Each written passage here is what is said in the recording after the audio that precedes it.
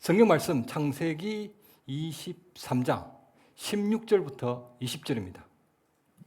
아브라함이 에브론의 말을 따라 에브론이 헷 족속이 듣는 데서 말한 대로 상인이 통용하는 은 400세겔을 달아 에브론에게 주었더니 마므레 앞 막벨라에 있는 에브론의 밭 곧 그 밭과 거기에 속한 굴과 그 밭과 그 주위에 둘린 모든 나무가 성문에 들어온 모든 헷 족속이 보는 데서 아브라함의 소유로 확정된지라.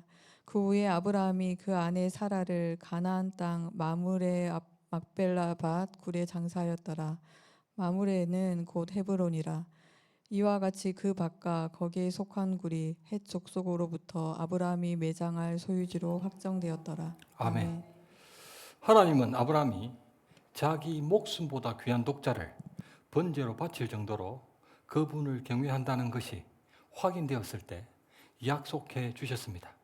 창세기 22장 16절 여호와께서 이르시기를 내가 나를 가리켜 맹세하노니 내가 이같이 행하여 내 아들 내 독자도 아끼지 아니하였은즉 내가 내게 큰 복을 주고 내 씨가 크게 번성하여 하늘의 별과 같고 바닷가의 모래와 같게 하리니 내 씨가 그 대적의 성문을 차지하리라.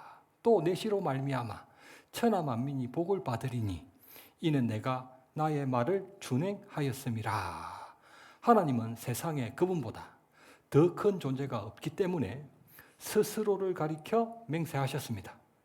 쪼갠 고기 사이로 지나셨던 맹세의식에 이어 거듭 맹세해 주셨습니다.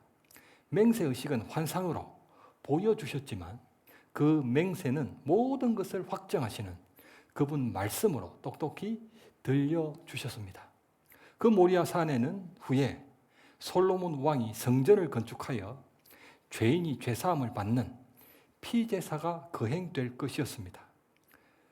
아브라함아, 내가 나를 위해 내 독자도 아끼지 아니하였은즉 나도 너와 내 자손들을 위해 내 독생자를 아끼지 아니하겠노라.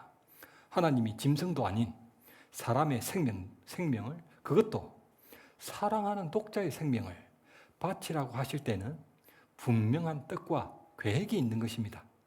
하나님은 인신 제사를 받는 악한 잡신이 아니시기 때문에 이삭을 번제로 받으실 리도 없습니다. 정말 이삭을 번제로 받으시는 것이 목적이셨다면 모리아산이 아니라 그들이 떠나기 이전 차라리 브엘세바에서 번제를 드리라고 명령하시는 것이 더 나았을 것입니다. 하나님이 아브라함에게 요구하신 것은 이삭이라는 재물이 아니라 그분께 오직 믿음으로 온전히 순종하는 마음이었습니다. 바로 그 마음을 받으시기 위해 사흘이나 걸리는 모리아산에 가서 번제를 드리라고 하셨습니다. 순간적으로 흥분된 마음으로 결단하는 것이 아니라 그가 아들과 함께 사흘 동안 이동하면서 어떤 후회함도 없도록 신중히 결정하라는 것이었습니다.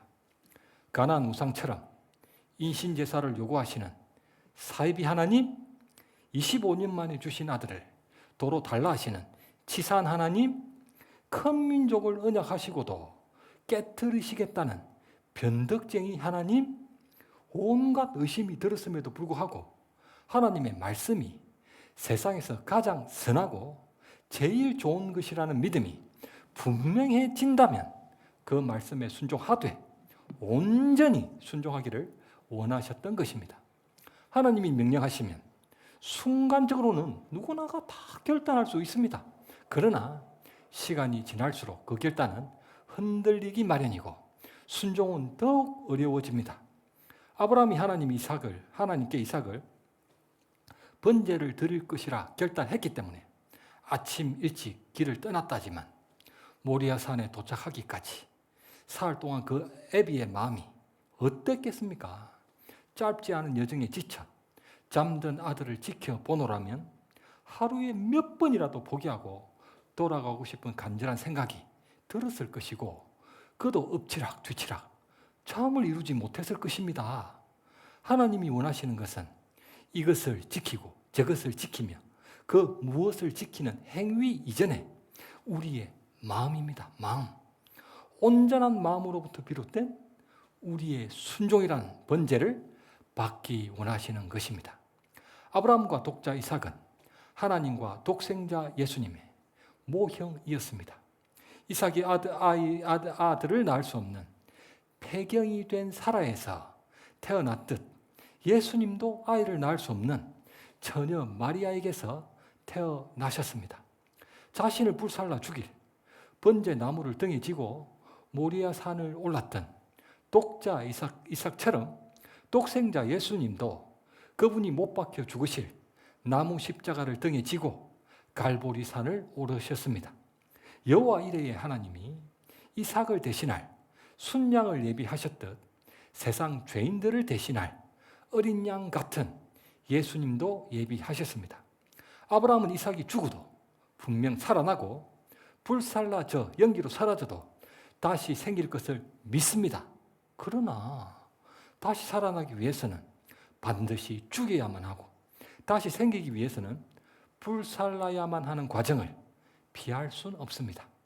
아브라함은 밧줄에 묶여 발버둥을 치며 아버지에게 살려달라고 간절히 애원하는 목소리에 차마 그의 눈을 마주칠 수 없어 눈을 감고 말았습니다. 제6시로부터 온 땅에 어둠이 임하여 제9시까지 계속되더니 제9시쯤에 예수께서 크게 소리질러 이르시되 엘리 엘리 라바 사박다니 하시니 이는 곧 나의 하나님 나의 하나님 어찌하여 나를 버리셨나이까. 아버지 하나님도 독생자 예수님이 부활하실 줄 다 아셨지만 차마 눈을 뜨고 보실 수가 없어 예수님이 십자가에 달리셨던 제6시로부터 제9시까지 오전 9시부터 오후 3시까지 해가 중천에 떠서 제일 밝은 시간에 온 땅에 어둠이 임하게 하셨습니다. 아버지 하나님이 눈을 감아버리신 것입니다. 그 어둠은 새까맣게 타들어가는 아버지의 마음이 아니었을까요? 이사야 41장 8절 나의 종 너 이스라엘아 내가 택한 야곱아 나의 벗 자손 아브라함아 나의 벗 아브라함의 자손아.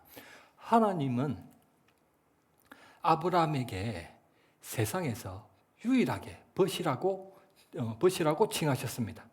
왜냐하면 하나뿐인 아들을 죽여야만 하는 하나님 아버지의 마음과 그의 마음이 하나가 되었기 때문입니다.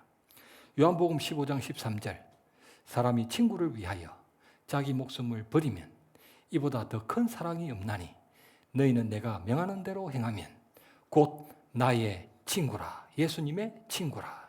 상징적으로 모리아 산으로 향했던 사흘 동안 이삭이 아브라함의 마음에서 죽었다가 살아났던 것처럼 예수님도 무덤에서 사흘 동안 죽었다가 부활하셨습니다. 아울러 자기의 가장 소중한 것을 바쳤던 아브라함은 예수님의 모형이기도 했습니다. 하나님이시라면 하나뿐인 아들을 이렇게 하실 수 있겠습니까? 아무 소리도 들리지 않았습니다. 아브라함의 꼭 감은 두 눈에서 참았던 뜨거운 눈물이 볼을 타고 흘러내리기 시작했고 그는 이삭을 내리치기 위해 칼을 높이 쳐들었습니다. 나의 독자 이삭을 죽이시든지 살리시든지 큰 민족 언약을 하나님이 알아서 지키십시오. 제가 믿는 바는 선과 악, 좋은과 좋지 않음을 저의 느낌과 생각대로 판단하지 않고 하나님의 말씀대로 순종하는 것이 세상에서 제일 선하고 가장 좋은 것이라는 사실 하나뿐입니다.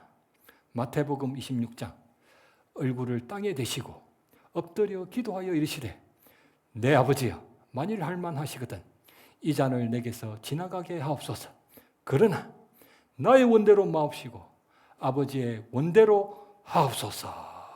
완전하신 예수님의 기도와 순종의 모형이 바로 아브라함의 완전한 마음과 순종이었습니다.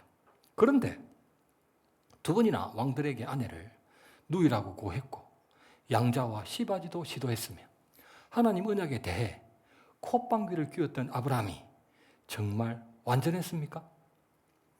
창세기 17장 1절 아브라함이 99세 때에 여호와께서 아브라함에게 나타나셔서 그에게 이르시되 나는 전능한 하나님이라. 너는 내 앞에서 행하여 완전하라. 하나님이 아브라함에게 말씀하셨던 완전이라는 히브리어는 노아에게도 언급되었습니다. 성경 말씀 창세기 6장 9절입니다. 이것이 노아의 족본이라. 노아는 의인이요 당대의 완전한 자라. 그는 하나님과 동행하였으며. 아멘. 노아는 의인이요 당대의 완전한 자라. 그는 하나님과 동행하였으며. 노아가 의인이고 완전하다는 것은 사람이 보기에 윤리나 도덕적으로 흠이 없다는 의미가 아니라 하나님이 보시기에 완전하신 그분과 동행한다는 의미입니다.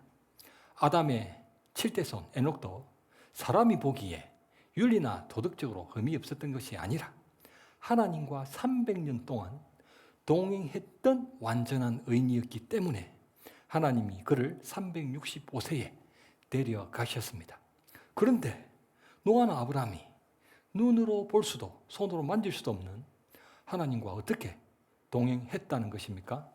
창세기 6장 13절 하나님이 노아에게 이르시되 모든 혈육 있는 자들의 포악함이 땅에 가득하므로 그 끝날이 내게 이르렀으니 내가 그들을 땅과 함께 멸하리라.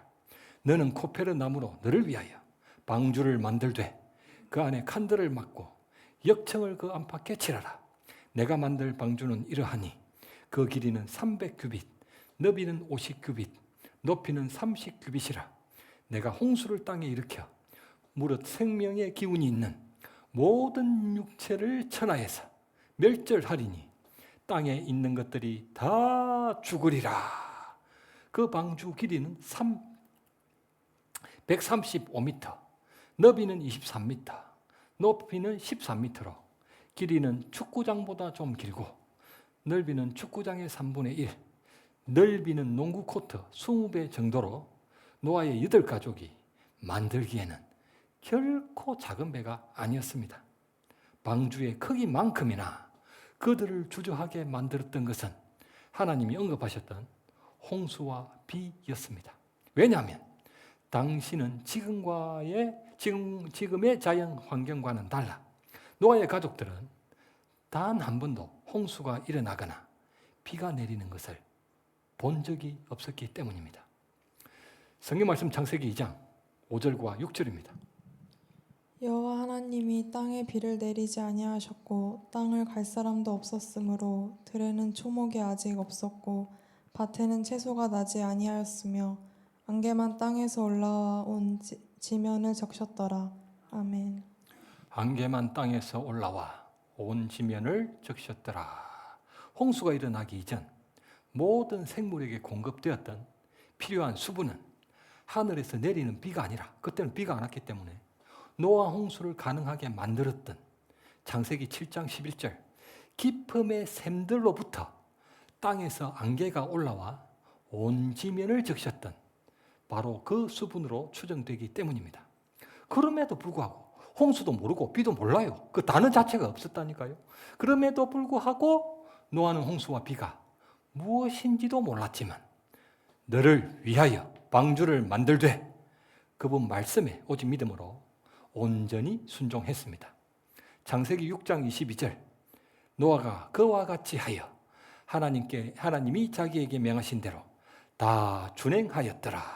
창세기 7장 5절 노아가 여호와께서 자기에게 명하신 대로 다 준행하였더라. 아브라함도 마찬가지였습니다. 하나님은 분명히 믿었다지만 연약함으로 말미암아 자기 목숨 부지를 위해 이집트 왕 파라오와 그랄 왕 아비멜렉에게 2번이나 아내 사라를 누이로 고했습니다.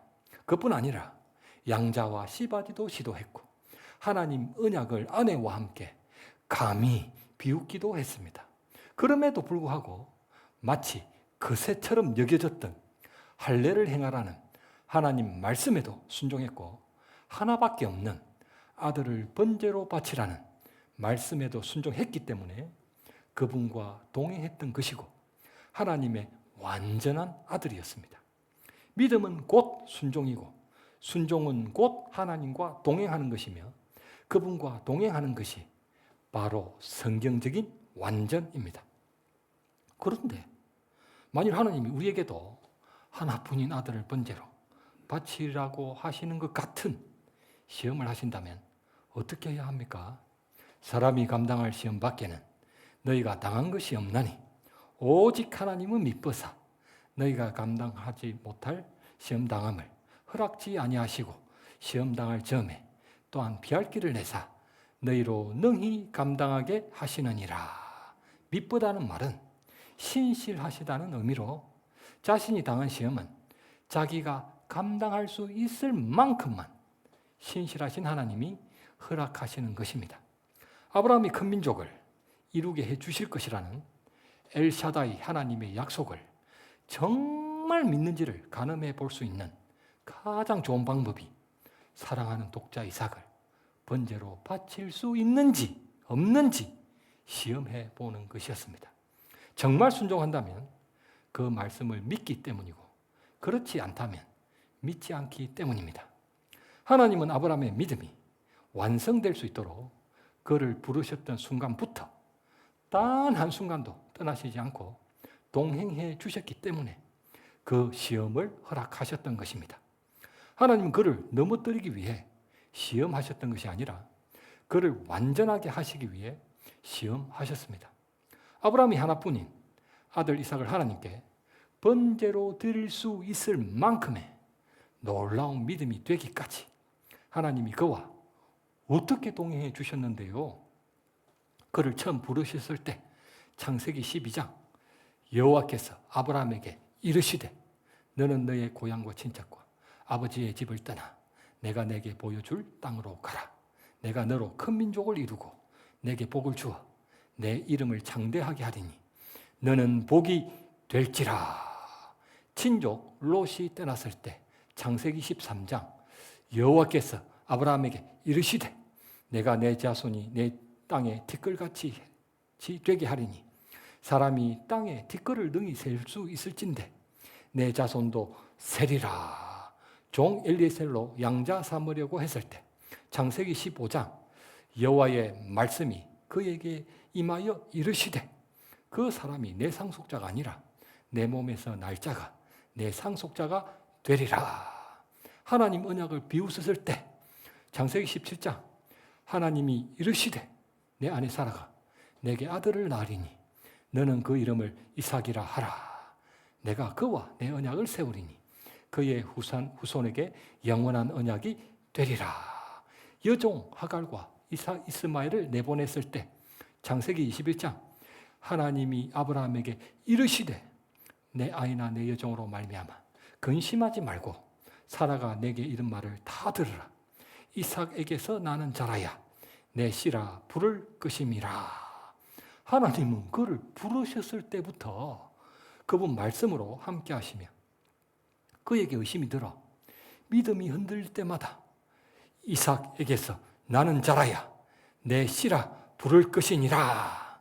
그분 말씀으로 끊임없이 붙들어 주셨기 때문에 그가 믿음의 조상으로 완성될 수 있었습니다.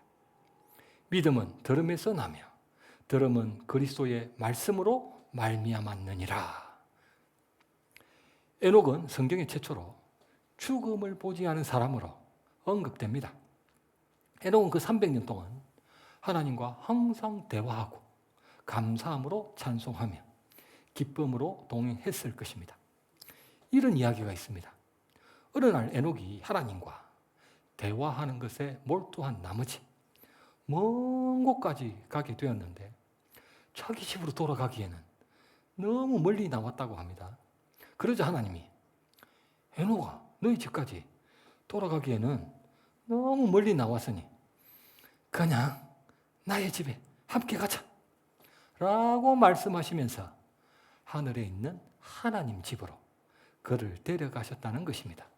소설 같은 이야기지만 아주 중요한 의미가 있습니다.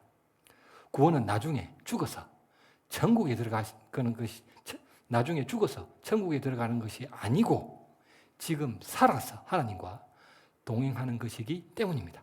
구원은 죽어서 천국 가는 게 아니고 지금 살아서 하나님과 동행하는 것이 구원입니다.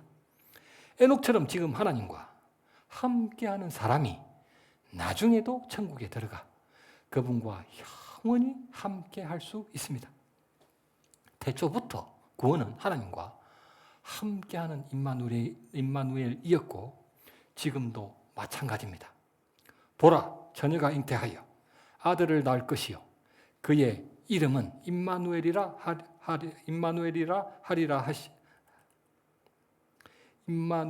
하리라 하셨으니 이를 번역한즉 하나님이 우리와 함께 계시다 함이라. 노아의 여덟 가족이 하나님 말씀을 믿고 준행하여 방주를 만들고 방주 안에 들어갔기 때문에 홍수 심판으로부터 구원을 받을 수 있었습니다. 그처럼 하나님의 독생자를 믿음으로 영생에 이른다는 그분 말씀을 믿는 것도 예수 그리스도 안에, 방주 안처럼 그 안에 있는 것이기 때문에 지옥 심판으로부터 구원을 받을 수 있습니다. 창세기 23장 1절 오늘 본문입니다. 사라가 127세를 살았으니 이것이 곧 사라가 누린 해수라. 사라가 가나안 땅 헤브론 기르밧에서 죽음에 아브라함이 들어가서 사라를 위하여 슬퍼하며 애통하다가 그 시신 앞에서 일어나 나가서 핵 족속에게 이르되 아브라함 아내 사라가 127세에 숨을 거두었습니다. 그러나 슬픔도 잠시 그곳은 아주 무덥고 지중해의 영향으로 다습한 기후를 띠고 있는 중동 지역이었기 때문에 시신이 빨리 부패하는 급박한 상황이어서 가나안 땅 헤브론에 거주하는 헷 족속에게 아내의 매장지를 요청했습니다. 그들은 아브라함이 하나님과 함께하고 그분을 경외하여 복을 받은 사람인 줄 알고 하나님이 세우신 지도자라 칭하며 그들이 소유한 묘실 중에서 좋은 것을 택하여 무상으로 공짜로 그 아내의 시신을 장사하라고 배려해 주었습니다. 그럼에도 불구하고 아브라함은 그를 정중히 거절하고 막벨라 밭과 굴을 매장지로 충분한 값을 치르고 자기 소유가 되게 해달라고 요청했습니다. 그래서 그들이 아브라함에게 요구했던 은 400세겔을 받고 그 매장지의 소유가 18절 모든 핵 족속이 본 데서 아브라함의 소유로 확정된지라. 20절 핵 족속으로부터 아브라함이 매장할 소유지로 확정되었더라. 거듭 언급됩니다. 많은 백성들 앞에서라는 언급이 9번이나 반복되는 것은 많은 증인이 있었던 합법적인 매매로 아브라함에게 등기 이전이 되었다는 의미였습니다. 사무엘하 24장에서 다윗 왕이 하나님의 성전을 건축하기 위해 아라우나의 타작 마당을 은 50세겔에 샀고 예레미야 32장에서 선지자 예레미야가 숙부의 밭을 17세겔에 샀음을 감안한다면 아브라함이 은 400세겔에 샀던 밭과 굴은 성경에서 제일 비싸게 거래된 최고가 부동산 중에 하나였습니다. 마태복음 13장 천국은 마치 밭의 감추인 보화와 같으니 사람이 이를 발견한 후 숨겨두고 기뻐하며 돌아가서 자기의 소유를 다 팔아 그 밭을 사느니라. 하늘 보화를 정말 믿으면 자기 소유를 다 팔게 되어 있습니다. 마태복음 19장 가서 내 소유를 팔아 가난한 자들에게 주라. 그리하면 하늘에서 보화가 내게 있으리라. 그리고 와서 나를 따르라. 그 청년이 재물이 많으므로 이 말씀을 듣고 근심하며 가니라. 하늘 보화를 정말 믿는 것이 아니면 자기 소유를 절대 다 팔지 않습니다. 예수님의 말씀을 정말 믿는지를 가늠해 볼 수 있는 가장 좋은 방법이 자기 소유를 다 팔 수 있는지 아닌지를 시험해 보는 것입니다.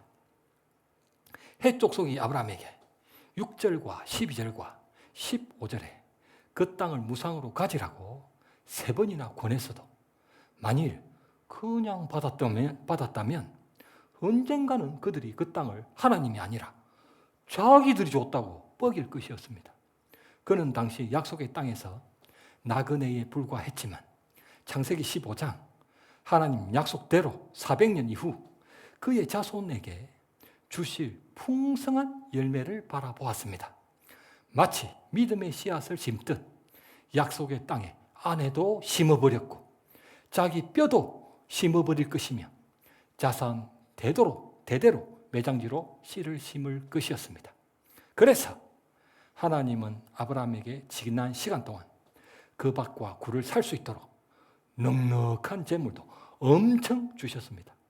그들이 믿음의 씨앗으로 지불했던 그 매장지 값은 그 자손들이 400년 뒤에 그 가나안을 정착할 수 있는 정당한 권리의 계약금이 될 것이었습니다. 성경 말씀 마태복음 13장 31절과 32절입니다. 또 비유를 들어 이르시되 천국은 마치 사람이 자기 밭에 갖다 심은 겨자씨 한 알 같으니 이는 모든 씨보다 작은 것이로되 자란 후에는 풀보다 커서 나무가 되매 공중의 새들이 와서 그 가지에 깃들이느니라. 아멘. 아멘. 천국은 마치 겨자씨 하나 같으니 자란 후에는 공중의 새들이 와서 그 가지에 깃들이니라. 우리의 믿음은 겨자씨 같아요. 겨자씨. 그러나 하나님의 나라는 오직 믿음으로 순종하는 자들에게 주어지는 하나님의 나라는 재산은 유산은 엄청나다는 것을 기억하시기 바랍니다. 말씀을 맺겠습니다. 오늘 설교 제목은 아브라함의 소유로 확정된지라입니다. 왜 하나님 말씀에 순종하는 것이 세상에서 가장 선하고 제일 좋은 것일까요? 왜냐하면 여호와 이레 엘샤다이 하나님은 모든 것을 다 예비해 놓으셨기 때문입니다. 순종이라는 답을 이미 정해놓고 시험 문제를 출제하시기 때문에 하나님 말씀에 순종하는 것이 세상에서 제일 선하고 가장 좋은 답일 수밖에 없는 것입니다. 순종이 100점입니다. 100점. 우리 모두는 기록된 하나님의 말씀, 성경을 매일 읽고 배워 그 말씀의 인도를 받아 완전한 믿음의 자녀들로 세워지시길 우리 주님의 이름으로 간절히 축원합니다.